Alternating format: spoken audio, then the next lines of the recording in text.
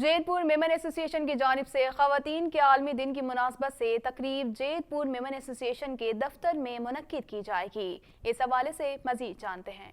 جیت پور ladies wing کی جانب سے 6 مارچ کو 5 سے 8 بجے تک بمقام جیت پور میمن ایسوسی ایشن میں عالمی یوم خواتین کا دن منایا جائے گا۔ اس ورکشاپ میں صرف انٹرپرینورز شرکت کر سکتی ہیں۔ اس ورکشاپ کا مقصد خواتین میں یہ شعور پیدا کرنا ہے کہ گھر پر مبنی کام آن لائن کیسے شروع کیا جا سکتا ہے۔ اس کے علاوہ اس ورکشاپ کا مقصد ایک دوسرے سے ملنا اور آن لائن کے کام کو فروغ دینا ہے۔ رجسٹریشن فیس 300 روپے ہے، تو آئیے اور مضبوط خواتین کے ساتھ یہ دن منائیں۔ رجسٹریشن جاری ہے۔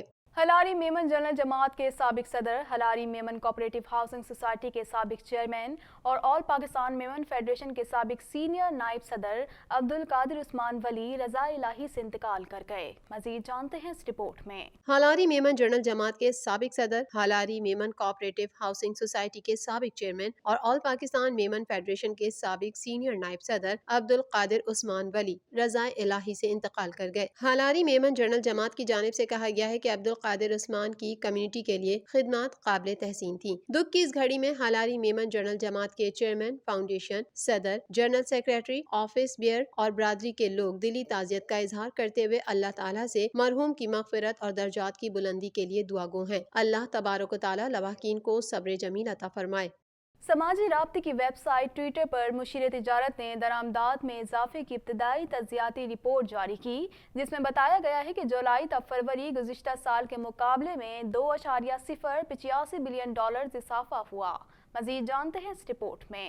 مشیر تجارت عبدالرزاق داؤد نے درآمدات میں اضافے کے حوالے سے تجزیاتی رپورٹ جاری کر دی۔ سماجی رابطے کی ویب سائٹ ٹویٹر پر مشیر تجارت نے درآمدات میں اضافے کی ابتدائی تجزیاتی رپورٹ جاری کی، جس میں بتایا گیا ہے کہ جولائی تا فروری گزشتہ سال کے مقابلے میں 2.085 بلین ڈالرز کا اضافہ ہوا۔ انہوں نے بتایا کہ برآمدات میں زیادہ تر اضافہ خام مال اور انٹرمیڈیٹ سامان کی درآمد میں 7.8% اضافہ ہوا ہے۔ عبدالرزاق داؤد نے لکھا کہ ان اعداد و شمار سے معلوم ہوتا ہے کہ ملک میں صنعتی سرگرمیاں بڑھ رہی ہیں۔ وزارت تجارت کی پالیسی کامیاب رہی، جس کی وجہ سے اچھے نتائج سامنے آ رہے ہیں۔ مشیر تجارت نے لکھا کہ قیمتوں کے استحکام کے لیے گندم، چینی درآمد سے امپورٹ بل میں اضافہ ہوا۔ صنعت کی مدد اور برآمدات کے تحفظ کے لیے کپاس بھی درآمد کی گئی۔ رواں مالی سال میں جولائی تا فروری گندم کی درآمدات 909 ملین ڈالر رہی، جبکہ چینی کی درآمدات 126 ملین ڈالرز، کپاس کی درآمدات 913 ملین ڈالرز ریکارڈ کی گئی۔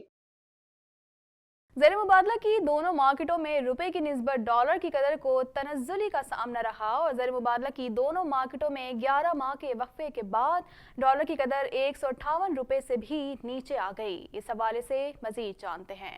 زر مبادلہ کی دونوں مارکیٹوں میں گزشتہ روز روپے کی نسبت ڈالر کی قدر کو تنزلی کا سامنا رہا اور زر مبادلہ کی دونوں مارکیٹوں میں 11 ماہ کے وقفے کے بعد ڈالر کی قدر 158 روپے سے بھی نیچے آ گئی۔ ایشیائی ترقیاتی بینک کی سبسڈی کی جانب سے پاکستان کو تیل و گیس کی برآمدات کے لیے 1 ارب 10 کروڑ ڈالر کے مؤخر ادائیگیوں کے قرضے جاری کرنے اور قطر کے ساتھ آئندہ 10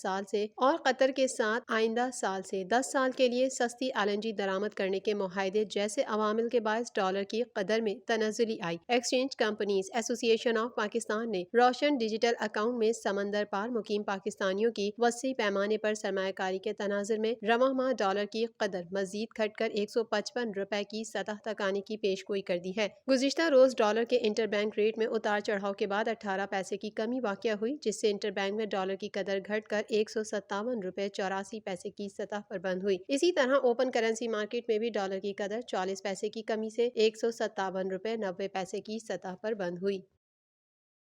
گلوبل میمن ٹی وی کے نیوز بلیٹن سے فی الوقت اتنا ہی۔ مزید خبروں اور اپڈیٹس کے لیے دیکھتے رہیے گلوبل میمن ٹی وی۔